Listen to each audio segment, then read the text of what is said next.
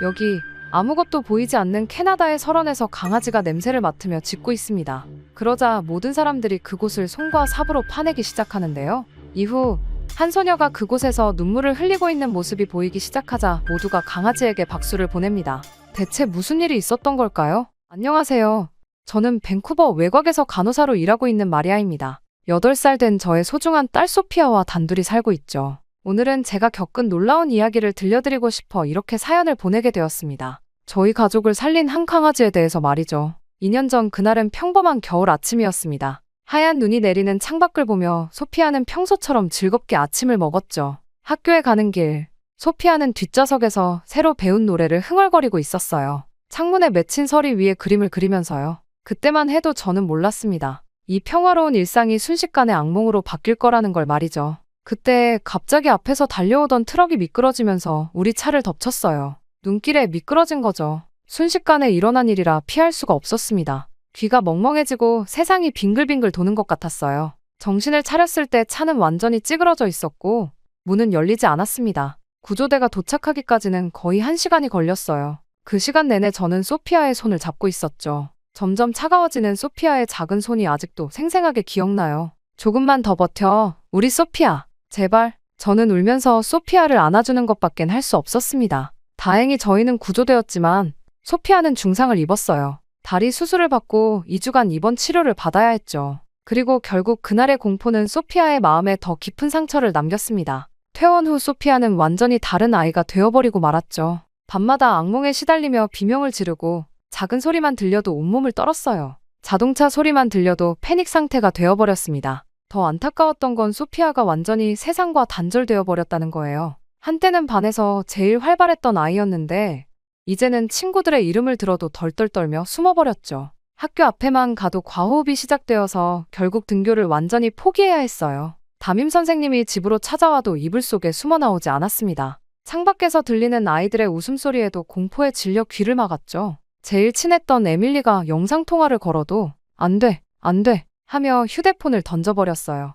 그렇게 사고 이후 예전에는 늘 노래하고 춤추던 저희 집은 마치 영원히 멈춰버린 시계처럼 조용해졌습니다. 특히나 밤이 더 힘들었어요. 소피아는 자다가도 차가워요, 도와주세요 하며 비명을 지르고 식은땀을 흘리며 떨었죠. 악몽에서 깨어나도 현실이 더 무서웠는지 아침이면 침대 밑으로 기어들어가 웅크리고 있었어요. 식사도 제대로 못했죠. 예전엔 잘도 먹던 아이가 이제는 하루 종일 빵 한 조각도 겨우 물었어요. 물론 소피아를 낫게 하기 위해 안 해본 게 없었습니다. 유명하다는 심리 상담사는 다 찾아갔어요. 미술 치료실에서는 소피아가 시커먼 색으로만 그림을 그렸죠. 놀이치료사는 소피아가 치료실 구석에서 꼼짝도 않고 앉아있기만 하다가 결국 포기했어요. 소아 정신과 전문의는 약물 치료를 권했지만 그것도 소피아의 악몽을 막지는 못했습니다. 그렇게 매일 밤 저는 소피아의 방문 앞에 앉아 있었어요. 문틈 사이로 들리는 흐느낌에 가슴이 찢어졌죠. 엄마, 나 죽을 것 같아. 무서워.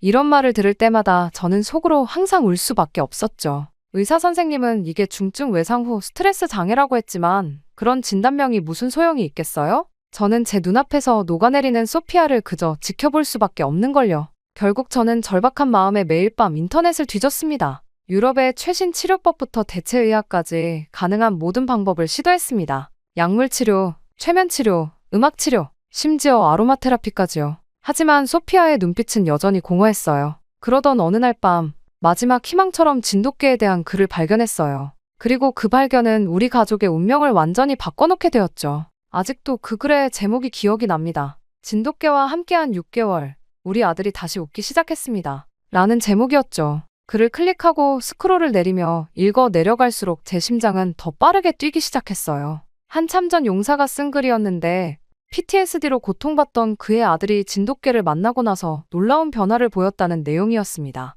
순간 손이 떨리기 시작했어요. 스크롤을 내릴수록 더 많은 사례들이 나왔거든요. 교통사고, 트라우마를 겪던 10대 소녀가 진돗개를 만나고 다시 차를 탈 수 있게 되었다는 이야기, 화재 현장에서 가족을 잃고 말을 잃어버린 아이가 진돗개와 교감하면서 다시 말문을 열었다는 사연.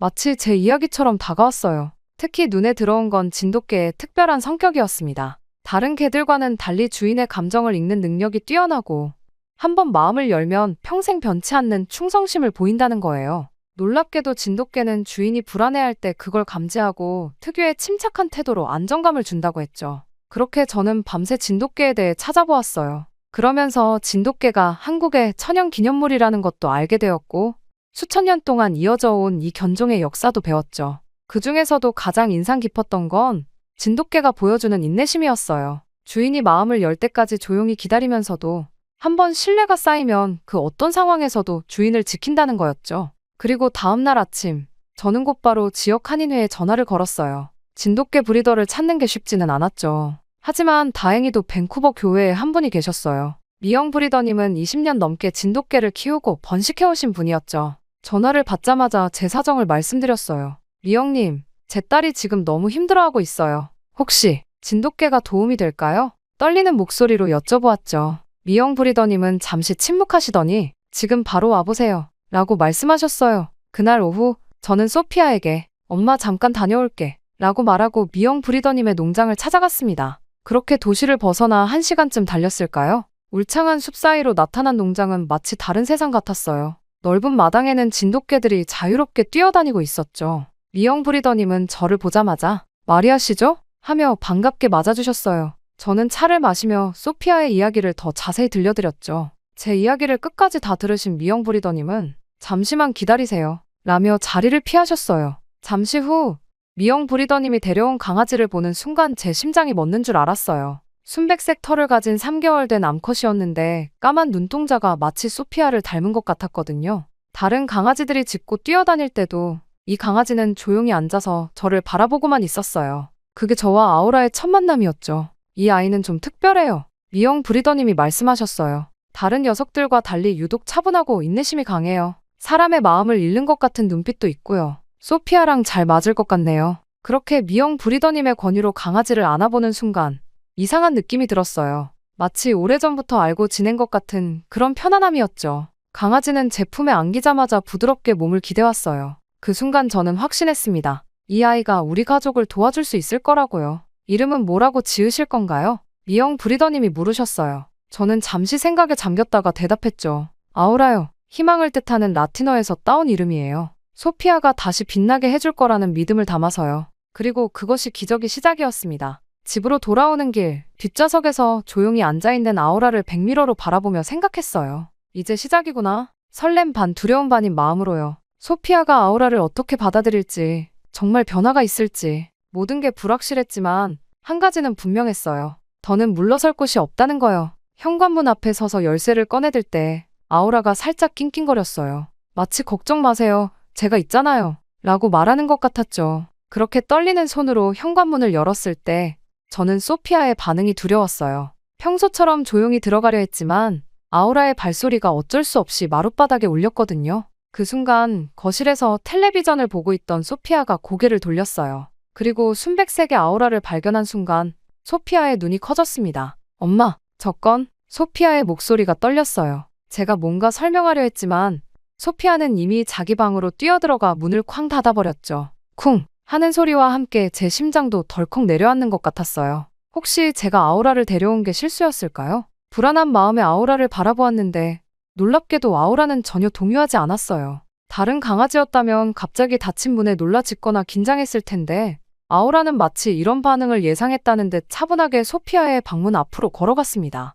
안 돼, 거기는. 제가 뭐라고 말하려고 하는 순간 아우라는 전혀 개의치 않고 문 앞에 편안하게 앉았습니다. 마치 오래전부터 이곳이 자신의 자리였다는 듯이 말이죠. 등을 문에 기대고 앉아서 고개를 살짝 기울인 채 문을 바라보는 모습이 어찌나 다정해 보이던지. 하지만 그날 밤 소피아는 방에서 나오지 않았어요. 평소 같았으면 제가 문을 두드리고 달래서라도 저녁을 먹이려 했겠지만 이번엔 달랐어요. 아우라가 있었거든요. 마치 제가 지킬게요라고 말하는 것처럼 미동도 않고 문 앞을 지키는 아우라를 보면서 저는 처음으로 기다림이라는 것을 배웠습니다. 그리고 다음날 아침 소피아의 방문 틈으로 작은 움직임이 보였어요. 평소라면 악몽에 시달려 새벽부터 흐느끼곤 했는데 이번엔 조용했죠. 문틈으로 아우라를 구경하는 소피아의 그림자가 보였어요. 아우라는 여전히 그 자리에 앉아 있었는데 귀를 쫑긋 세우고 경계하는 것도 흥분해서 꼬리를 흔드는 것도 아닌 그저 거기 함께 있어주는 것 같은 모습이었죠. 이런 광경은 며칠 동안 이어졌어요.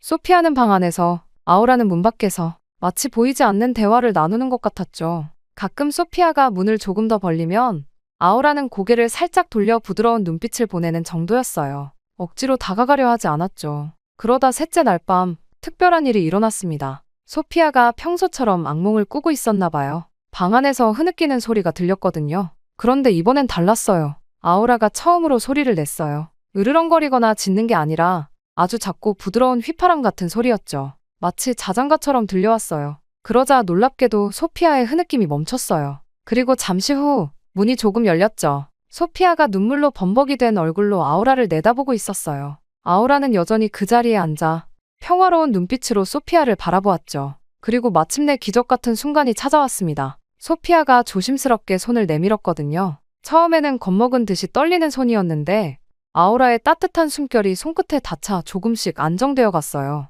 소피아의 작은 손가락이 아우라의 부드러운 털에 닿았을 때 저는 숨을 죽이고 그 순간을 지켜보았습니다. 안녕, 아우라. 소피아의 작은 목소리가 들렸어요. 너무나도 오랜만에 다른 존재를 향해 건넨 인사였습니다. 아우라는 그제서야 아주 천천히 몸을 돌려 소피아를 마주보았어요. 그리고 소피아의 손길이 닿는 곳으로 살며시 머리를 기울였죠. 그 순간 소피아의 눈에서 눈물이 흘러내렸습니다. 하지만 이번엔 달랐어요. 공포나 불안 때문이 아닌 뭔가 다른 감정. 어쩌면 안도감이었을까요? 소피아는 조금씩 문을 더 열었고 아우라는 참을성 있게 기다렸어요. 마침내 문이 완전히 열렸을 때 소피아는 바닥에 앉아 아우라를 품에 안았습니다. 그 포옹은 마치 영원처럼 느껴졌어요. 소피아의 작은 팔이 아우라의 목을 감싸고 아우라는 부드럽게 소피아의 어깨에 머리를 기대었죠. 둘 다 아무 말도 하지 않았지만 그 침묵이 오히려 더 많은 이야기를 들려주는 것 같았어요. 지금 생각해보면 그때가 바로 치유의 시작이었던 것 같아요. 소피아가 자신의 두려움을 넘어서 다른 존재를 받아들인 첫 순간이었으니까요. 아우라는 단순한 반려견이 아니었어요. 소피아의 닫혀있던 마음을 열어준 열쇠였죠. 그리고 그건 시작에 불과했어요. 우리는 아직 아우라가 얼마나 특별한 존재인지 몰랐으니까요. 그렇게 아우라와 소피아의 첫 교감 이후 우리 가족의 일상은 조금씩 변화하기 시작했어요. 처음엔 저도 아우라를 어떻게 대해야 할지 잘 몰랐죠. 소피아를 돌보느라 아우라와 교감할 시간도 없었고요. 하지만 매일 밤 소피아의 방문 앞을 지키는 아우라를 보면서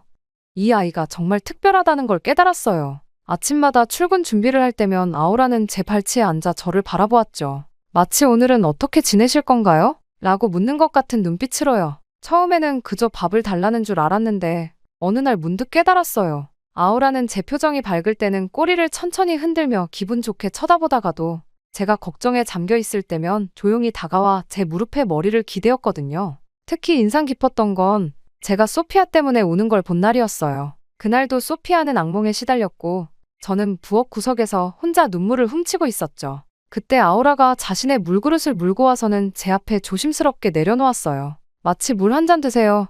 진정하시라고요. 라고 말하는 것처럼요. 그 순간 저는 아우라가 단순한 반려견이 아니라는 걸 깨달았습니다. 이뿐만이 아니었습니다. 소피아의 변화는 매우 놀라웠어요. 아침에 일어나면 제일 먼저 아우라를 찾았고 가끔은 작은 속삭임으로 아우라에게 이야기를 들려주기도 했죠. 멀리서 보면 마치 오랜 친구처럼 보였어요. 아우라는 소피아가 이야기할 때마다 귀를 쫑긋 세우고 경청하는 모습이었죠. 그렇게 한 달이 지날 무렵 결국 사건이 일어나고 말았습니다. 소피아가 처음으로 외출하고 싶다고 말한 거예요. 엄마, 나 눈썰매 타러 가고 싶어요. 소피아가 조심스럽게 말했죠. 아우라의 털을 쓰다듬으며 하는 말이었어요. 저는 깜짝 놀랐어요. 사고 이후로 소피아가 집 밖으로 나가고 싶다고 한 적이 한 번도 없었거든요. 아우라를 데려온 지 한 달도 채 안 됐는데 이런 변화가 생기다니. 물론 처음에는 망설였어요. 혹시 소피아가 겁을 먹지는 않을까, 또 트라우마가 악화되지는 않을까 걱정됐죠. 하지만 소피아의 눈빛은 오랜만에 보는 반짝임으로 가득했어요. 아우라도 마치 동의하듯 꼬리를 살랑거렸고요. 그래, 가자. 아우라도 함께 데려가자꾸나. 제가 대답하자 소피아는 처음으로 환하게 웃었어요. 2년 만에 보는 딸의 미소였죠. 그리고 그 순간만큼은 모든 게 좋아질 거라고 믿었죠. 앞으로 다가올 일은 전혀 예상치 못한 채 말입니다. 그렇게 주말 아침, 우리는 근처 썰매장으로 향했습니다. 차 안에서 소피아는 여전히 긴장한 모습이었지만 뒷좌석에서 따뜻하게 기대어 있는 아우라 덕분에 무사히 도착할 수 있었어요. 도착한 썰매장은 경사가 완만한 작은 언덕들이 여러 개 있어서 초보자들도 안전하게 즐길 수 있는 곳이었어요. 소피아는 처음에는 두려워했지만 아우라가 옆에서 지켜보고 있다는 걸 알고는 조금씩 용기를 내기 시작했죠. 엄마, 나 화장실 다녀올게요. 소피아가 말했어요. 세 번째 썰매를 타고 내려온 후였죠. 얼굴이 상기되어 있었고 오랜만에 밝은 목소리였어요. 금방 올 거예요. 아우라랑 같이 갈게요. 저는 잠시 망설였지만 이내 고개를 끄덕였어요. 화장실은 바로 눈썰매장 옆에 있었고 아우라가 함께 있으니 괜찮을 거라 생각했죠. 그리고 소피아가 스스로 뭔가를 하겠다고 나선 건 정말 오랜만이었으니까요. 그런데 그때였어요. 소피아가 화장실로 가는 길에 잠시 멈춰서서 높은 곳에 눈을 구경하고 있을 때였죠. 그 순간 산 위에서 이상한 소리가 들렸어요. 처음에는 멀리서 들리는 천둥인 줄 알았는데 점점 소리가 커지더니 땅이 미세하게 흔들리는 게 느껴졌어요. 순간 제 등줄기가 서늘해졌죠. 눈사태다. 누군가의 날카로운 외침이 들렸어요. 저는 본능적으로 소피아를 향해 뛰기 시작했지만 이미 거대한 눈벽이 산 위에서 굉음과 함께 쏟아져 내렸고 순식간에 소피아가 있는 곳으로 다가가고 있었습니다. 소피아, 이리 와. 울분의 찬저의 목소리가 터져나왔어요. 소피아는 제 소리를 듣고 고개를 돌렸지만 이미 공포에 얼어붙은 듯 제자리에 서 있었어요. 아우라 또한 소피아 쪽으로 달려갔지만 눈사태가 더 빨랐죠. 제가 너무 놀라 뛰어가려는 순간 주변 사람들이 저를 붙잡았어요. 안 돼요. 당신마저 위험해져요. 구조대가 오고 있어요. 지금 가면 죽어요. 사람들의 외침이 들렸지만 제 귀에는 들어오지 않았어요. 저는 필사적으로 몸부림치며 소리쳤죠. 놓으세요. 제 딸이에요. 소피아. 하지만 이미 늦었어요. 눈사태가 소피아를 삼켜버렸고 순식간에 하얀 폭포가 되어 계속해서 쏟아져 내렸죠. 그렇게 시간이 얼마나 흘렀을까요? 눈사태가 멈추고 눈보라가 가라앉기 시작했을 때 제 눈앞에 펼쳐진 광경은 악몽 같았어요. 소피아가 있던 자리는 이미 3m가 넘는 눈더미로 뒤덮여 있었고 주변의 모든 것이 하얀 눈 속에 파묻혀 있었죠. 소피아, 이번에는 아무도 저를 막지 못했어요. 저는 울부짖으며 미친 듯이 눈더미를 향해 달려갔죠. 하지만 어디를 파야 할지 알 수 없었어요. 눈은 너무 깊었고 모든 게 하얗기만 했죠. 맨손으로 눈을 파내기 시작했지만 파낼수록 더 많은 눈이 무너져 내렸어요. 그리고 그때 아우라가 특별한 행동을 보였어요. 코를 땅에 대고 이리저리 움직이더니 갑자기 어느 한 지점에서 격렬하게 짖기 시작했죠.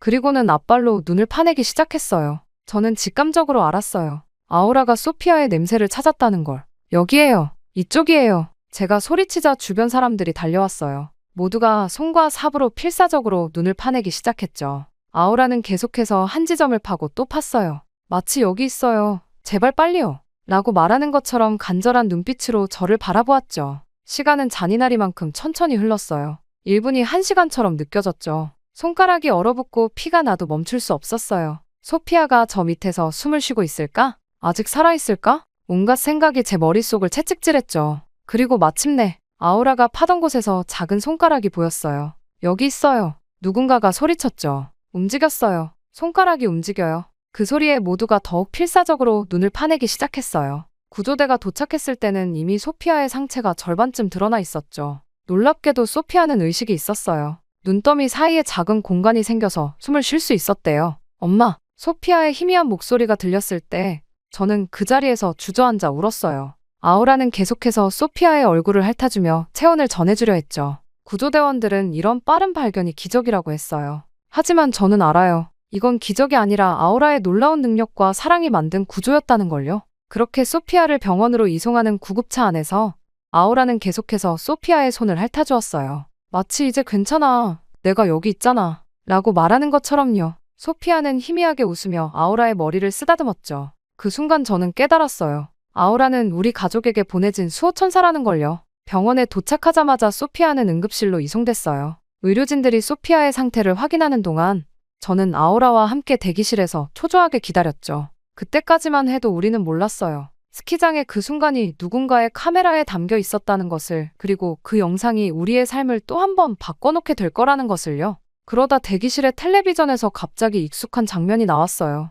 진돗개 영웅, 눈사태 속 어린이 구조하다. 화면에는 아우라가 필사적으로 눈을 파내는 모습이 나오고 있었죠. 구조대원들의 바디캠과 주변 사람들의 휴대폰으로 찍힌 영상이었어요. 저는 그제서야 알았어요. 아우라의 놀라운 활약이 고스란히 카메라에 담겨 있었다는 걸. 한국의 천연기념물인 진돗개가 밴쿠버에서 눈사태에 갇힌 8살 소녀를 구조하는 기적을 만들어냈습니다. 아나운서의 목소리가 울려 퍼졌어요. 이어지는 인터뷰에서 한 구조대원이 말했죠. 제가 15년간 구조 활동을 하면서 이런 경우는 처음 봤습니다. 개가 정확히 매몰자의 위치를 찾아낸 건 정말 놀라운 일이에요. 영상은 아우라가 처음 냄새를 맡아 소피아의 위치를 찾는 순간부터 필사적으로 눈을 파내는 모습, 그리고 마침내 소피아를 발견하는 순간까지 모든 과정을 담고 있었어요. 특히 아우라가 지친 기색도 보이지 않고 계속해서 한 지점을 파는 모습은 보는 사람들의 마음을 울리기에 충분했죠. 그리고 그날 저녁, 소피아가 검사를 마치고 병실에 옮겨진 후에 여러 방송사의 취재 요청이 쇄도했어요.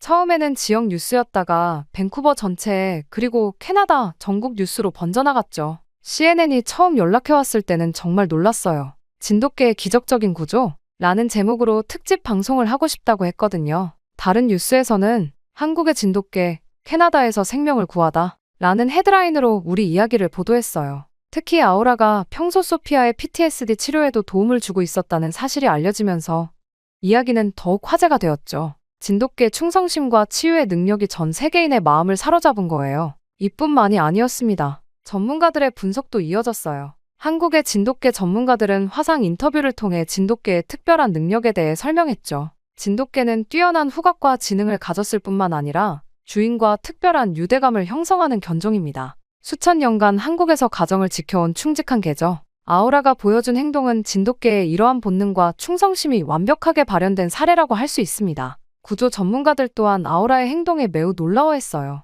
보통 눈사태 구조견들은 특별한 훈련을 받아야 하는데 아무런 훈련도 받지 않은 반려견이 이렇게 정확하게 매몰자의 위치를 찾아낸 것은 정말 특별한 일입니다. 아우라는 타고난 구조 본능을 가진 것 같네요. 게다가 한 유명 작가는 자신의 SNS에 이렇게 썼다고 하더군요. 우리가 반려동물을 구하는 게 아니라 그들이 우리를 구하는 겁니다. 아우라와 소피아의 이야기가 바로 그걸 증명하고 있죠. 특히 감동적이었던 건 전 세계 사람들이 보내온 응원의 메시지들이었어요. 호주에서 온 편지에는 아우라는 우리에게 희망을 주었어요 라고 쓰여 있었고, 영국의 한 어린이는 아우라의 초상화를 그려 보내주기도 했죠. 심지어 한국에서는 아우라를 진돗개의 자부심이라고 부르며 많은 사람들이 자부심을 느낀다는 메시지를 보내왔어요. 유명 다큐멘터리 제작팀에서는 아우라의 이야기를 다큐멘터리로 만들고 싶다며 연락해왔어요. 반려동물과 인간의 특별한 유대감이라는 주제로 아우라와 소피아의 이야기를 중심으로 다룬다고 했죠. 소피아의 PTSD 극복 과정부터 눈사태 구조까지 모든 여정을 담고 싶다고 했어요. 소피아는 병실에서 이 모든 소식을 들으며 아우라를 더욱 꼭 안았어요. 우리 아우라가 이렇게 대단한 영웅이었다니. 소피아의 눈에는 자부심이 가득했죠. 아우라는 여전히 변함없이 소피아 곁을 지키며 가끔 달라진 시선을 받을 때마다 수줍은 듯 고개를 숙이기도 했어요. 이제 아우라는 단순한 반려견이 아닌 진정한 영웅이 되었어요. 하지만 우리 가족에게는 여전히 그저 소중한 가족이자 소피아의 가장 친한 친구일 뿐이에요. 때로는 영웅적인 행동이 그저 사랑하는 이를 지키려는 마음에서 나온다는 걸 아우라가 우리에게 가르쳐준 것 같아요. 언론의 관심이 조금씩 잦아들 무렵 우리에게는 더욱 특별한 순간이 찾아왔어요. 소피아가 퇴원을 앞둔 어느 날 아침이었죠. 창문으로 들어오는 따스한 햇살 속에서 소피아가 아우라를 꼭 안으며 말했어요. 엄마, 아우라가 나를 구했어요. 그 한마디가 제 마음을 울렸어요. 2년 만에 처음으로 소피아가 자신의 경험을 또렷한 목소리로 표현한 거예요. 사고 이후로 소피아는 자신의 감정이나 경험을 말로 표현하지 못했거든요. 모든 것을 짧은 단어나 고개 끄덕임으로만 대답했었죠. 하지만 그날 소피아는 처음으로 완성된 문장으로 자신의 감정을 표현했어요. 그래, 아우라가 정말 대단했지. 제가 물었어요. 네, 아우라는 제 영웅이에요. 이제 더 이상 무섭지 않아요. 엄마, 소피아의 말에 저는 눈물이 났어요. 그동안 얼마나 기다려왔던 순간인가요? 제 딸이 다시 자신의 이야기를 할 수 있게 되다니. 아우라는 소피아의 곁에서 꼬리를 살랑살랑 흔들며 그 순간을 지켜보고 있었죠. 그리고 마침내 퇴원날 병원 앞에는 많은 사람들이 모여 있었어요. 지역 주민들과 뉴스 기자들, 그리고 밴쿠버 시의원까지 모두가 소피아와 아우라를 기다리고 있었죠. 시의원은 아우라에게 특별히 제작된 명예 구조견 메달을 걸어주었어요. 아우라는 이제 밴쿠버의 자랑이자 작은 영웅입니다. 우리 지역 사회의 명예 구조견으로서 아우라의 용기와 헌신은 영원히 기억될 것입니다. 시의원의 말에 모든 사람들이 박수를 쳤어요. 아우라는 마치 부끄러운 듯 소피아의 다리 뒤로 살짝 숨었죠. 그렇게 집으로 돌아온 후 우리의 일상은 조금씩 달라지기 시작했어요. 소피아는 더 이상 악몽에 시달리지 않았고 창밖의 차 소리에도 덜 놀라게 되었죠. 아우라가 곁에 있으면 어떤 상황에서도 안정감을 느끼는 것 같았어요. 특히 놀라웠던 건 소피아가 학교로 돌아가겠다고 했을 때였습니다. 이제 괜찮을 것 같아요. 아우라가 있는 집으로 돌아올 수 있다는 게 든든해요. 소피아가 말했죠. 아침에 등교할 때는 불안해하면서도 하교 후 아우라를 만날 생각에 힘을 내는 모습이었어요. 그리고 대망의 첫 등교 날, 정말 감동적인 광경이 펼쳐졌어요. 학교 친구들과 선생님들이 소피아의 복귀를 따뜻하게 환영해 주었거든요. 소피아를 환영합니다라는 팻말도 있었고, 친구들은 모두 소피아의 영웅 아우라 이야기를 듣고 싶어 했죠. 하교 후에는 종종 친구들이 우리 집에 놀러 오기 시작했어요. 처음에는 아우라가 궁금해서 왔던 아이들이 이제는 소피아와 진짜 친구가 되었죠. 소피아도 조금씩 마음을 열기 시작했고요. 이제 저희는 주말이면 공원으로 산책을 가요. 예전에는 상상도 할 수 없었던 일이죠. 더욱 놀라운 건 길을 지나는 사람들이 종종 아우라를 알아보고 인사를 건넨다는 겁니다. 저기 봐, 밴쿠버의 영웅이잖아. 그럴 때마다 소피아는 자랑스러운 듯 환하게 웃어요. 어느 날 저녁, 소피아가 제게 다가와 물었어요. 엄마, 저희가 아우라를 만난 건 정말 운이 좋았던 거죠? 저는 고개를 저었어요. 운이 아니야, 소피아. 이건 운명이었어. 아우라는 우리 가족을 위해 하늘이 보내준 선물인 것 같아. 정말 그랬어요. 아우라는 단순히 소피아의 생명을 구한 것이 아니었어요. 우리 가족의 삶 자체를 바꿔놓았죠. 소피아의 웃음소리가 다시 집안에 가득해졌고 제 마음속에 무거운 짐도 조금씩 내려놓을 수 있게 되었어요. 지금도 가끔 소피아의 방을 지나다 보면 소피아가 아우라에게 책을 읽어주는 모습을 봐요. 예전에는 항상 닫혀있던 방문이 이제는 항상 열려있죠. 아우라는 소피아의 이야기를 들으며 귀를 쫑긋 세우고 때로는 고개를 갸우뚱거리며 반응해줘요. 그럴 때마다 소피아의 웃음소리가 방 안에 가득해요. 얼마 전에는 소피아가 학교 장문 시간에 나의 영웅이라는 제목으로 아우라에 대한 글을 썼어요. 선생님이 그 글을 읽고 눈물을 흘리셨다고 해요. 소피아는 그 글에서 이렇게 썼대요. 아우라는 내 친구이자 영웅이에요. 하지만 아우라는 단순히 나를 눈사태에서 구해준 것만으로 영웅인 게 아니에요. 아우라는 내 마음속의 두려움도 함께 녹여주었거든요. 이제 나는 더 이상 혼자가 아니에요. 언제나 나를 지켜주는 따뜻한 천사가 있으니까요. 저는 이제 확신해요. 우리 가족의 진정한 치유는 그날 소피아의 방문 앞에서 시작되었다는 거려. 아우라가 그 문을 열어준 거예요. 그리고 지금도 계속해서 우리 가족의 새로운 문을 열어주고 있죠. 아우라는 우리 가족의 생명을 구했을 뿐만 아니라 우리의 삶을 바꿨습니다. 제가 인터뷰에서 했던 이 말은 지금도 제 마음속 가장 깊은 곳에서 울리는 진실이니까요. 그리고 지금도 소피아와 아우라의 일상도 여전히 아름답게 이어지고 있답니다. 매일 아침 공원을 산책하는 두 친구의 모습은 이제 우리 동네의 명물이 되었죠. 사람들은 여전히 아우라를 알아보고 인사를 건네지만 이제는 영웅이라서가 아니라 우리 마을의 소중한 이웃이기 때문이에요. 소피아는 이제 자신의 경험을 다른 사람들과 나누는 것을 두려워하지 않아요. 오히려 비슷한 어려움을 겪는 친구들에게 희망의 메시지를 전하곤 하죠. 두려움은 우리를 멈추게 할 수 있어요. 하지만 우리 곁에는 항상 우리를 지켜주는 누군가가 있다는 걸 기억하세요. 오늘도 창밖을 보니 소피아와 아우라가 정원에서 놀고 있네요. 소피아는 책을 읽고 있고 아우라는 그 옆에서 평화롭게 낮잠을 자고 있어요. 때때로 소피아가 웃으면 아우라도 같이 꼬리를 흔들죠. 이런 일상적인 순간들이 모여 우리의 삶을 완성하는 것 같아요. 진돗개 아우라의 이야기는 이제 하나의 전설이 되었지만 우리 가족에게 아우라는 여전히 그저 사랑하는 가족일 뿐이에요. 매일 아침 우리를 반갑게 맞이하고 저녁이면 소피아의 숙제를 지켜보며 밤이면 우리 집을 지키는 그런 평범하고도 특별한 존재죠. 이 이야기는 끝이 아니에요. 아우라와 소피아는 여전히 함께 자라나고 있고 새로운 추억을 만들어가고 있으니까요. 그들의 이야기는 앞으로도 많은 사람들에게 희망과 용기를 전해줄 거예요. 진정한 사랑과 우정이 어떤 기적을 만들어낼 수 있는지를 보여주면서요. 그리고 저는 믿어요. 이 세상 어딘가에는 또 다른 아우라가 있을 거라고요. 누군가의 마음을 열어주고 삶을 바꿔놓을 준비가 되어 있는 특별한 친구들이요. 우리는 그저 그들의 사랑을 받아들일 준비가 되어 있으면 될 뿐이죠. 그리고 이 모든 것을 알려준 것은 저희에게 선물처럼 와준 아우라 덕분이랍니다. 왜 한국의 천연기념물인지 알 수 있는 저희의 영웅 아우라 말이에요. 그리고 앞으로도 저희는 저와 소피아 그리고 아우라와 함께 행복하게 살아가려 해요. 평생 감사하는 마음을 가지면서 말이죠. 저의 이야기는 이렇게 끝이 나지만 저희의 새로운 여정은 이제 시작입니다. 아우라와 함께 말이죠. 지금까지 저희 이야기를 들어주셔서 감사합니다. 대한민국의 온돌이 이렇게나 대단하다고. 여기 일본의 전시장에서 한 가족이 부둥켜 안고 눈물을 흘리고 있습니다. 그리고는 이내 어떤 한 장면을 보고는 경악을 금치 못하고 있는데요. 도대체 이들에게는 무슨 일이 있었던 걸까요? 안녕하세요. 저는 삿포로에 사는 일러스트레이터 사토 유키코입니다. 바로 우리 가족은 3대째 한국에 대한 안 좋은 감정을 가지고 있어요. 한국과는 절대 관계하지 말라. 는 할아버지의 유언이 가풍처럼 이어져 왔죠. 때문에 어린 시절부터 한국 물건은 집에 들이지 않는 것이 당연했고 한국 음식점 앞도 지나치지 않았답니다. 심지어 저희 어머니는 보수 정치인들에 반한 발언을 적극적으로 지지하시고 한국 관련 뉴스만 나와도 채널을 돌리셨죠.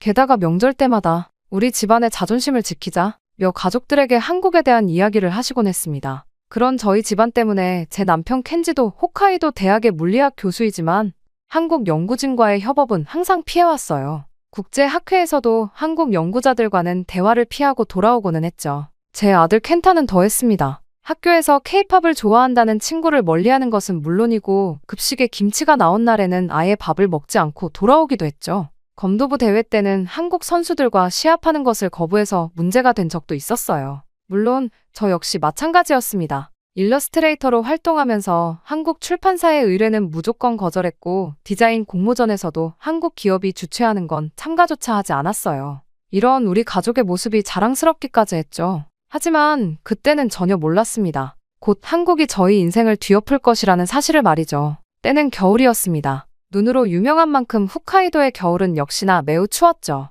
그날도 저는 창밖으로 눈보라가 휘몰아치는 것을 보며 작업실에서 코타츠에 몸을 묻은 채 태블릿 펜을 움직이고 있었습니다. 매년 겨울이면 이렇게 코타츠 속에 틀어박혀 작업을 하지만 올해는 전력난까지 겹쳐 난방 제한 권고가 내려졌기에 더욱 힘들더군요. 그나마 추위를 견딜 수 있는 유일한 방법인 코타츠는 우리 집의 자부심이었습니다. 어머니께서 일본 전통의 코타츠면 충분하다 고 늘 말씀하셨고 저 역시 동의했으니까요. 하지만 요즘 들어 이 자부심에 금이 가기 시작했습니다. 장시간 구부정한 자세로 작업을 하다 보니 허리가 아파서 밤잠을 설치는 날이 잦아졌거든요. 그보다 더 큰 문제는 켄타의 아토피예요. 중학교 검도부에서 땀을 흘리고 돌아온 켄타가 코타츠에 들어가면 땀에 젖은 몸과 눅눅한 이불이 만나 상태가 더 나빠지곤 합니다. 얼마 전에는 코타츠 이불을 들춰보다가 충격을 받았죠. 통풍이 안 되는 이불 속에 시커먼 곰팡이가 피어있는 걸 발견했으니까요. 엄마, 가려워. 너무 가려워서 못 참겠어. 매일 밤 켄타의 흐느낌 소리에 잠에서 깼습니다. 손톱으로 긁어 피가 난 팔과 다리, 벌겋게 부어오른 목덜미를 보고 있자면 가슴이 미어졌어요. 아침이면 이불과 잠옷에 피가 묻어있고 붉은 상처 자국이 온몸을 뒤덮고 있었습니다. 병원에서는 원인을 특정할 수 없다며 항히스타민제만 처방해 주었죠. 켄타의 아토피가 곰팡이 때문일 수도 있다는 생각이 들었지만 차마 어머니께 말씀드리지 못했습니다. 전기요금 고지서를 보며 한숨 짓는 켄지의 모습, 코타츠에서 나는 퀴퀴한 곰팡이 냄새, 그리고 밤마다 울며 긁어대는 켄타를 보고 있자면 우리의 고집이 과연 옳은 걸까 하는 의문이 들었어요. 지난주에는 켄타가 긁다가 피가 나서 응급실에 실려가기도 했죠. 오늘도 코타츠 속에서 작업을 하는데 켄타가 학교에서 돌아와 검은 도복 차림으로 들어섰습니다. 땀에 젖은 얼굴이 벌써 가려운지 극적이고 있었어요. 목 부분에 붕대가 살짝 보이고 손목의 붉은 상처는 아직도 아물지 않았습니다. 이대로는 안 되겠다는 생각이 들었습니다. 아들의 건강을 위해서라도 다른 대안을 찾아봐야 한다는 생각이 들었죠.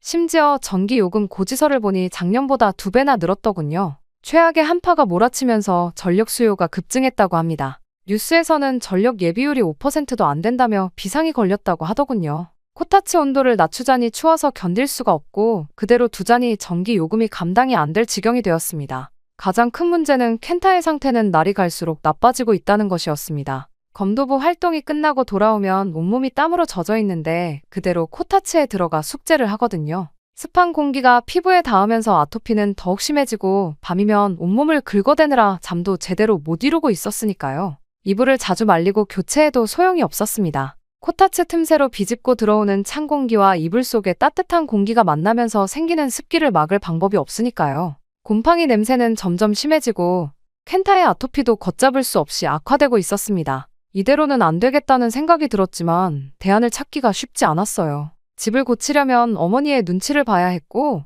무엇보다 이 혹한의 겨울을 어떻게 나야 할지 해결책이 보이지 않았습니다. 물론 그때는 몰랐죠. 저희 가족을 인생을 뒤흔들 만한 일이 다가오고 있다는 것을 말입니다. 그러던 어느 날 아침 우연히 눈에 들어온 신문 광고가 제 시선을 사로잡았습니다. 사포로 디자인 위크에서 지속가능한 주거 특별전이 열린다는 내용이었죠. 평소라면 그냥 지나쳤을 텐데 켄타의 피투성이 손목을 붕대로 감아주며 밤을 지새운 직후라 유난히 눈에 들어왔어요. 혹시 켄타의 아토피에 도움이 될 만한 것이 있을까 하는 마음에 저는 이끌리듯 전시회를 찾았습니다. 입구에서 받은 팸플릿을 보니 친환경 난방 시스템, 새집 증후군 해결 방안, 실내 공기질 개선 등 제가 고민하던 문제들과 관련된 내용이 많더군요. 전시장은 예상보다 훨씬 붐볐어요. 대부분의 부스가 일본과 유럽의 기업들이었는데 한쪽 구석에 전통 난방 시스템 체험관이라는 간판이 걸린 부스가 있었습니다. 처음에는 그저 지나치려 했는데 그곳에서 나오는 따뜻한 기운이 발걸음을 붙잡았어요. 호기심에 이끌려 들어가 보니 바닥 전체가 따뜻했습니다. 차가운 발바닥이 녹아드는 듯한 포근함이 느껴졌죠. 게다가 공기도 따뜻하더군요. 옆을 보니 온돌이라는 한국의 전통 난방 시스템이라는 설명이 벽면에 적혀 있었어요. 한국이라는 단어를 보는 순간 발걸음을 돌리려 했지만 따뜻한 온기가 너무나 편안해서 저도 모르게 그대로 서 있을 수밖에 없었습니다. 어떠세요? 따뜻하시죠? 그 순간 한국인 특유의 억양이 묻어나는 일본어의 고개를 들어보니 부스 안쪽에서 중년의 남성이 미소를 지으며 다가오고 있었습니다. 박민준 교수라고 자신을 소개하는 그는 홋카이도 대학 건축학과 겸임 교수라고 했어요. 순간 거부감이 들었지만 발바닥을 통해 전해지는 따뜻함이 마음을 흔들었습니다. 이 난방 시스템의 가장 큰 특징은 자연스러운 통풍 구조예요. 열이 바닥 전체로 골고루 퍼지면서 실내 공기가 자연스럽게 순환되죠. 덕분에 습도 조절도 완벽해서 곰팡이가 자랄 수 없는 환경이 만들어진답니다. 박민준 교수의 설명을 듣고 있자니 문득 켄타의 아토피로 피투성이가 된 손목이 떠올랐어요. 곰팡이가 자랄 수 없다는 말에 귀가 솔깃해졌지만 한국의 것이라는 편견 때문에 마음 한켠이 불편했습니다. 그리고 에너지 효율도 매우 높답니다. 코타츠처럼 전기를 사용하는 것보다 30-40% 정도 열효율이 좋아서 난방비가 훨씬 적게 들어요. 전기를 2번 변환하는 과정이 없어서 그래요. 박민준 교수는 벽에 걸린 차트를 가리키며 코타츠와 온돌의 에너지 소비량을 비교해 보여주었습니다. 우리 집에 지난달 전기 요금을 생각하니 숨이 막힐 것 같았어요. 그리고 그때였어요. 켄지가 퇴근 후 전시회에 들른다던 약속이 생각나 전화를 걸었는데 마침 근처에 와 있다고 하더군요. 그렇게 켄지를 기다리는 동안 박민준 교수는 계속해서 온돌의 장점을 설명했습니다. 보시면 아시겠지만 전신이 골고루 데워지는 것이 특징이에요. 상체만 따뜻한 게 아니라 발끝부터 머리끝까지 균일한 온도를 유지할 수 있죠. 특히 피부가 민감하신 분들께 추천드립니다. 실제로 온돌 체험관 안은 마치 봄날의 햇살이 내리쬐는 것처럼 포근했어요. 곳곳에 설치된 온도계와 습도계가 쾌적한 실내 환경을 보여주고 있었죠. 한쪽 벽면에는 온돌의 구조를 보여주는 단면도가 전시되어 있었는데 열이 어떻게 전달되는지 한눈에 알 수 있게 되어 있었습니다. 얼마 지나지 않아 도착한 켄지는 도착하자마자 온돌의 과학적 원리에 깊은 관심을 보였어요. 물리학 교수답게 열 전달 방식과 에너지 효율에 대해 박민준 교수와 열띤 토론을 시작했습니다. 처음에는 한국인이라는 것을 알고 약간 경직된 모습이었지만 대화가 진행될수록 켄지의 표정이 밝아졌어요. 이건 정말 과학적으로 완벽한 시스템이네요. 연력학 법칙에 따른 자연스러운 대류 현상을 이용한 거라니 놀랍습니다. 켄지의 말에 박민준 교수는 더욱 자세한 설명을 이어갔어요. 바닥 전체를 데우는 방식이 어떻게 에너지 효율을 높이는지, 왜 곰팡이가 생기지 않는지, 실내 공기 질이 어떻게 개선되는지. 남편의 눈빛이 점점 더 진지해지는 게 보였습니다. 그때 갑자기 켄타에게서 전화가 왔어요. 검도 연습이 끝나고 전시회로 오겠다는 거였죠.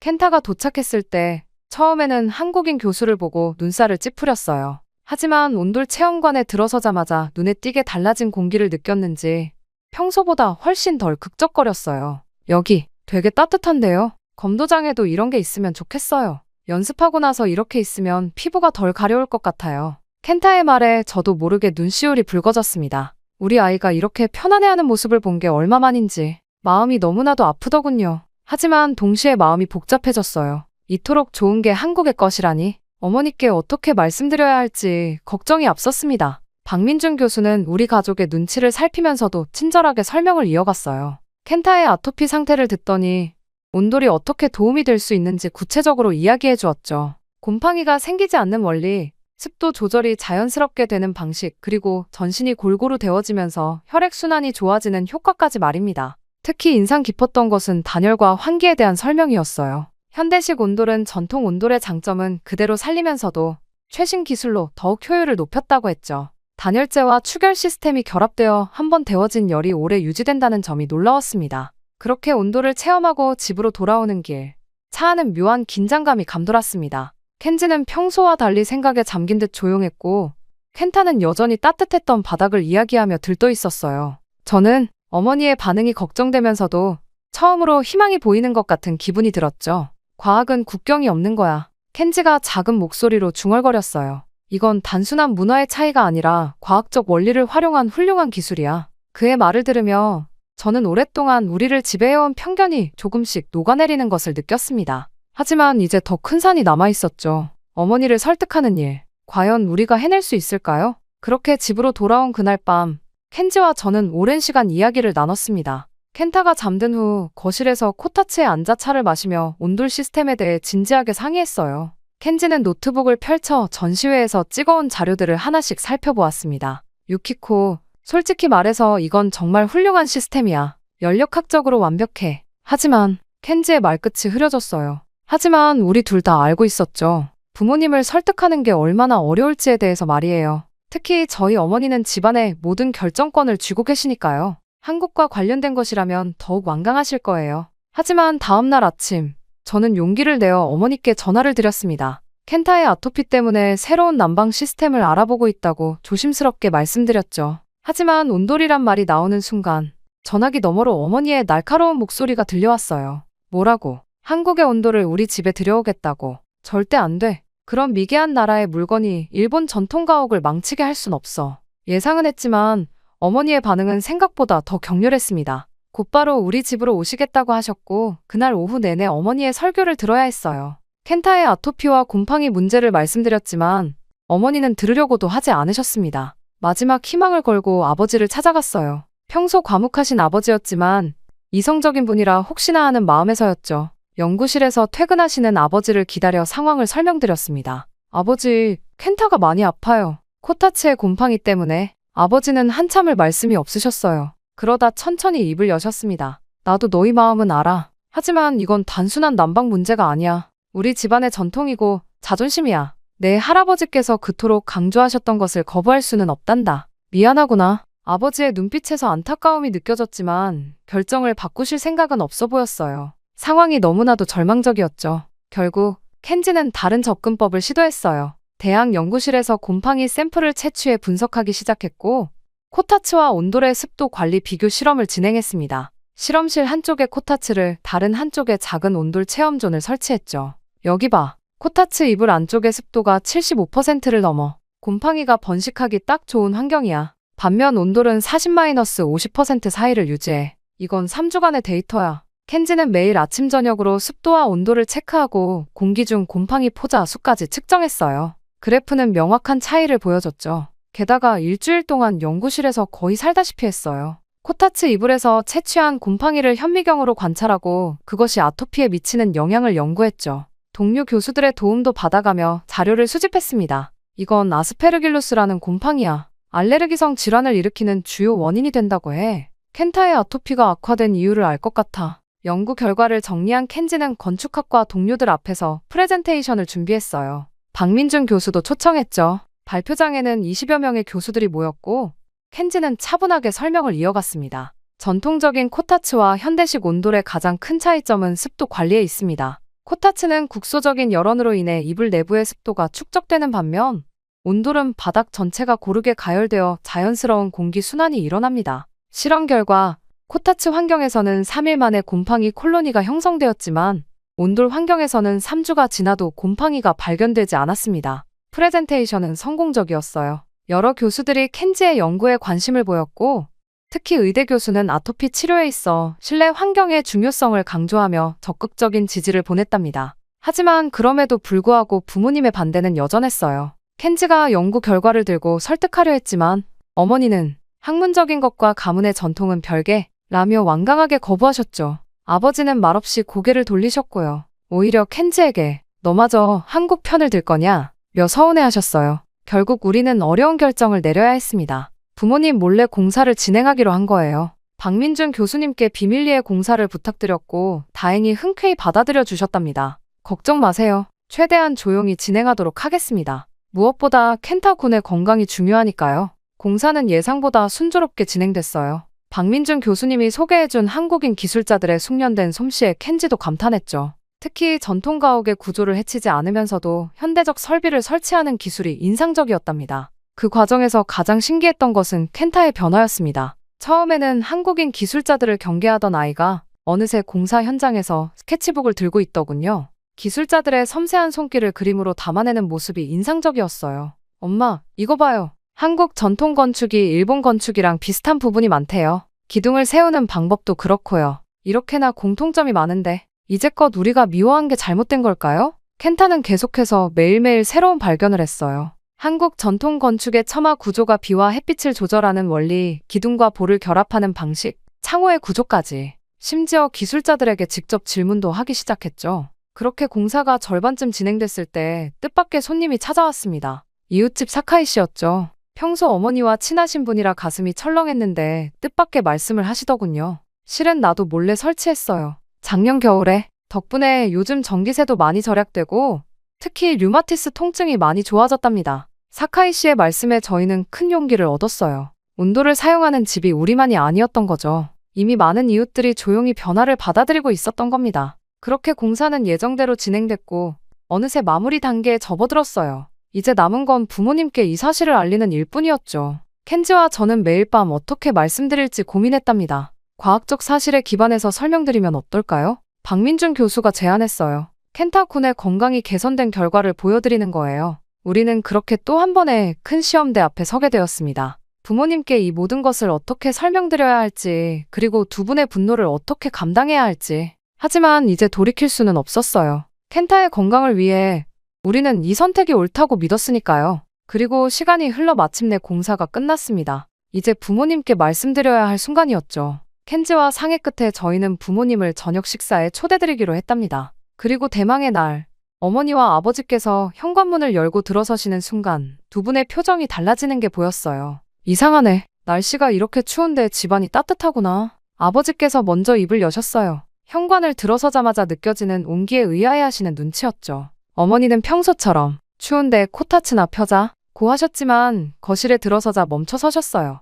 유키코, 이게 무슨... 바닥에서 올라오는 포근한 온기, 습하지 않은 공기, 구석구석 퍼지는 봄날 같은 따뜻함. 어머니는 직감하신 것 같았어요. 하지만 예상과 달리 큰 소리는 나오지 않았습니다. 대신 켄타를 유심히 보시더니 놀란 눈치셨어요. 켄타야, 내 피부가... 어머니의 목소리가 떨렸어요. 켄타의 얼굴과 목에 붉은 반점들이 거의 사라졌고 긁어서 생긴 상처들도 많이 아물어 있었거든요. 손목의 붕대도 이제는 필요 없어졌답니다. 할머니, 이제 안 가려워요. 밤에도 잘 자요. 검도 연습하고 와서도 괜찮아요. 켄타가 밝게 웃으며 말했어요. 어머니는 말없이 켄타의 팔을 만져보셨죠. 예전처럼 거칠거칠하지 않은 피부를 느끼시곤 눈시울을 붉히셨어요. 아버지도 조용히 다가와 바닥에 손을 대보셨습니다. 이게 다 온돌 덕분이구나. 저는 조심스럽게 설명을 시작했어요. 곰팡이 없는 깨끗한 공기, 전신을 감싸는 자연스러운 온기, 그리고 무엇보다 켄타의 건강이 얼마나 좋아졌는지. 켄지도 연구 결과를 보여드리며 과학적으로 설명했죠. 게다가 제 작업실도 완전히 달라졌어요. 더 이상 코타츠에 구부정하게 앉아있을 필요가 없어졌거든요. 바닥 전체가 따뜻해서 자유롭게 자세를 바꿔가며 작업할 수 있답니다. 허리 통증도 많이 좋아졌고요. 실은 제가 요즘 작업 시간이 늘었어요. 전에는 추워서 또 허리가 아파서 자주 쉬었는데 이제는 훨씬 편하게 일할 수 있거든요. 그리고 무겁게 옷을 겹쳐 입지 않아도 되고요. 어머니는 여전히 말씀이 없으셨어요. 대신 이불을 가져오셔서 바닥에 깔고 앉아보셨죠. 그리고는 오랫동안 그 자리에 계셨답니다. 아버지도 옆에 앉으시더니 책을 읽던 켄타의 머리를 쓰다듬어 주셨어요. 그때였어요. 갑자기 현관 초인종이 울렸는데 이웃집 미야모토 할머니였어요. 정전이 되어 너무 춥다고 하시면서 잠시 있다 가도 되냐고 하시더군요. 그 뒤로 또 다른 이웃들도 하나둘 찾아오기 시작했어요. 아이고, 여기는 정말 따뜻하네요. 마치 봄이 온 것 같아요. 그렇게 우리 집은 어느새 이웃들의 피난처가 되었어요. 한파 속에서 전기 사용이 제한되었지만 온돌의 열기는 오래도록 지속되었거든요. 이웃들은 저마다 간식거리를 들고 와서 바닥에 앉아 이야기를 나눴답니다. 특별했던 건 코타츠도 여전히 거실 한켠에 두었다는 거예요. 켄지가 제안한 건데 온돌과 코타츠의 장점을 모두 살리자는 거였죠. 실제로 어머니는 가끔 코타츠에 앉아 계시다가도 어느새 온돌방 바닥에 누워 계시곤 해요. 사실 나도 알고 있었단다. 어느 날 어머니가 조용히 말씀하셨어요. 사카이 씨네도 다나카 씨네도 모두 온돌을 설치했다는 걸 말이다. 이렇게 직접 겪어보니 괜히 고집 부렸나 싶기도 하고 켄타의 검도부 친구들도 자주 놀러와요. 연습 후에 온돌방에서 쉬어가는 게 일상이 되었죠. 아이들은 바닥에 누워 숙제를 하거나 만화책을 읽곤 해요. 땀에 젖은 도복이 마를 때까지 이야기꽃을 피우죠. 게다가 제 작업 의뢰도 늘어났어요. 아무래도 작업 환경이 좋아지니 더 많은 시간을 작업에 쏟을 수 있게 되었거든요. 이전에는 하루에 4-5시간이 한계였는데 지금은 8시간 이상 작업해도 허리가 아프지 않답니다. 태블릿도 습기 없는 환경 덕분에 관리하기가 훨씬 수월해졌고요. 무엇보다 자유롭게 자세를 바꿔가며 작업할 수 있다는 게 큰 장점이에요. 켄타의 변화는 더욱 극적이었어요. 병원에서도 놀랄 정도로 아토피가 호전되었거든요. 피부과 선생님께서 무슨 일이 있었냐 고 물으실 정도였어요. 이제는 검도 연습을 마치고 돌아와도 샤워만 하면 되죠. 더 이상 연고를 바르거나 밤새 극적거리지 않았어요. 게다가 저희 가족의 일상도 완전히 달라졌습니다. 예전에는 각자 자기 방에서 시간을 보내거나 코타츠 주변에 불편하게 모여 앉아 있었는데 이제는 달라졌죠. 온돌방 덕분에 어디든 편하게 앉아서 이야기를 나눌 수 있었거든요. 거실은 이제 우리 가족의 진정한 휴식 공간이 되었어요. 한쪽에는 여전히 코타츠가 있어서 어머니가 좋아하시는 전통적인 분위기도 살렸죠. 다른 쪽은 넓은 온돌마루가 펼쳐져 있어서 가족들이 자유롭게 앉거나 눕거나 할 수 있어요. 덕분에 모이는 시간도 훨씬 많아졌죠. 유키코, 이렇게 편할 수가 없구나. 어머니가 어느 날 말씀하셨어요. 바닥에 누워서 천장을 보고 있으니 마치 젊었을 때로 돌아간 것 같아. 아버지도 달라지셨어요. 퇴근하시면 이제는 저희 집으로 와서 온돌방에 누워 신문을 보시는 게 일과가 되었죠. 가끔은 켄타와 함께 바닥에 누워 별자리 책을 보시기도 해요. 예전에는 상상도 할 수 없었던 모습이에요. 주말이면 온 가족이 거실에 모여 영화도 보고 보드게임도 해요. 켄타는 친구들을 데려와 숙제를 하거나 만화책을 읽기도 하고요. 이렇게 가족이 한 공간에서 오랫동안 함께 시간을 보낸 적이 언제였는지 기억도 나지 않네요. 정말 놀라운 건 이 모든 변화가 단순한 난방 시스템의 교체에서 시작됐다는 거예요. 온도를 설치하면서가 시작이었죠. 차가웠던 우리의 편견이 녹아내리면서 가족의 온기도 함께 커져간 것 같아요. 이제 우리 집은 진정한 의미의 따뜻한 보금자리가 되었답니다. 이후 우리가 가진 편견을 버리고 나니 오히려 더 큰 가치를 발견하게 된 거죠. 라는 켄지의 말처럼 우리 가족의 변화는 이제 큰 반향을 일으키고 있었습니다. 켄지의 연구는 예상보다 더 큰 주목을 받았어요. 대학 연구소에서는 3개 연구실이 공동으로 대규모 프로젝트를 시작했어요. 1000가구를 대상으로 하는 대규모 조사였죠. 코타츠 사용 과정과 온돌 설치 과정의 실내 환경을 비교하는 내용이었어요. 온돌 설치 과정의 경우 실내 곰팡이 포자 수가 평균 82% 감소했어요. 특히 아토피나 천식이 있는 거주자의 85%가 증상 완화를 경험했다는 데이터가 나왔죠. 연구 발표회장은 발 디딜 틈이 없었습니다. 의대, 건축학과, 환경공학과 교수들이 모두 모였거든요. 질문이 쏟아졌죠. 전기 사용량은 어떤가요? 일본 전통 가옥 구조에 미치는 영향은요? 장기적인 건강 효과는 어떻게 측정하실 계획인가요? 켄지는 차분하게 설명했어요. 전기 사용량은 평균 43% 감소, 전통 가옥의 구조는 오히려 더 견고해졌다는 조사 결과도 있었답니다. 켄타도 학교에서 큰 활약을 했어요. 보건 수업 발표를 준비하면서 아버지의 연구 자료를 바탕으로 직접 파워포인트도 만들고 자신의 아토피 치료 과정을 사진으로 정리했죠. 여기 보세요. 제 팔에 상처가 어떻게 아물었는지 알 수 있죠. 이건 곰팡이 포자를 현미경으로 본 사진이에요. 아빠가 찍어주셨어요. 반 친구들은 놀라움을 감추지 못했다고 하더군요. 특히 비슷한 증상으로 고생하는 친구들의 부모님들께서 연락을 주시기도 했죠. 보건 선생님은 켄타의 발표 자료를 다른 반에서도 보여주고 싶다고 하셨어요. 당연히 어머니의 변화가 가장 놀라웠어요. 텔레비전에서 우연히 한국의 전통 건축을 다룬 다큐멘터리를 보시게 된 게 시작이었죠. 처음에는 그냥 지나치려 하셨대요. 하지만 온돌의 과학적 원리를 설명하는 부분에서 발걸음을 멈추셨다고 하더군요. 이렇게 과학적인 거였니? 우리가 얼마나 무지했던 걸까? 이제는 이웃들이 모이면 어머니가 먼저 온돌 이야기를 꺼내세요. 켄타의 아토피가 나은 이야기부터 시작해서 전기세가 줄어든 이야기, 잠이 잘 온다는 이야기까지, 심지어 한국 드라마도 찾아보시기 시작했어요. 예전이었다면 상상도 못할 일이었죠. 게다가 지난 겨울 그토록 반대하시던 어머니가 이웃들을 초대해 다과회를 여셨어요. 온돌방에 앉아 한국 전통차를 마시며 이야기꽃을 피우시더군요. 어머니의 말씀이 아직도 귓가에 맴돌아요. 우리가 고집을 부린 게 아니라 편견에 사로잡혀 있었던 거구나. 이제야 알겠어. 켄지의 연구는 이제 전국적인 프로젝트가 되어가고 있어요. 30개 대학, 50개 병원이 참여하는 대규모 연구로 발전했죠. 켄타는 이제 당당하게 말해요. 우리 집의 온돌이 사람들을 돕고 있대요. 정말 자랑스러워요. 따뜻한 온기가 녹인 건 단순히 추위만이 아니었던 것 같습니다. 우리의 차가운 편견도 굳어있던 생각도 모두 따뜻하게 녹여버렸거든요. 이제 우리 동네에서는 한국의 온돌이 겨울철 필수품이 되었으니까요. 그렇게 시간이 흘러 겨울이 다시 찾아왔습니다. 1년 전 우리 가족의 작은 변화로 시작된 이야기는 이제 홋카이도 전역으로 퍼져나갔어요. 삿포로 시내에만 300여 가구가 온돌 시스템을 설치했다고 하네요. 특히 아토피나 호흡기 질환으로 고생하는 가정에서 많이 찾았답니다. 그리고 이번에 제가 쓴 에세이가 출간되었어요. 처음에는 그저 일기처럼 써내려간 글이었는데 지역 신문에 연재하면서 많은 분들이 공감해 주셨죠. 켄타의 아토피로 시작된 이야기, 가족의 편견이 녹아내린 과정, 그리고 새로운 희망을 발견한 순간들까지 모든 것을 진솔하게 담아냈답니다. 유키코 씨의 글이 많은 용기를 주었어요. 저희도 이제 온돌 설치를 결심했습니다. 이런 편지들이 하나둘 쌓이기 시작했어요. 특히 아토피로 고생하는 아이를 둔 부모님들의 연락이 많았죠. 출판사에서는 이런 사연들을 모아 에세이 증보판을 내자고 제안했답니다. 더 놀라운 건 켄타의 장래 희망이 바뀐 거예요. 검도 선생님이 되고 싶다던 아이가 이제는 건축가를 꿈꾸고 있어요. 박민준 교수님이 보내주신 한국 전통 건축책을 밤새도록 보더니 스케치북에 자기만의 도장 설계도를 그리기 시작했답니다. 온돌이 있는 도장을 만들고 싶어요. 운동하고 나서 바로 휴식할 수 있는, 그리고 아픈 친구들도 편하게 운동할 수 있는 그런 곳이요.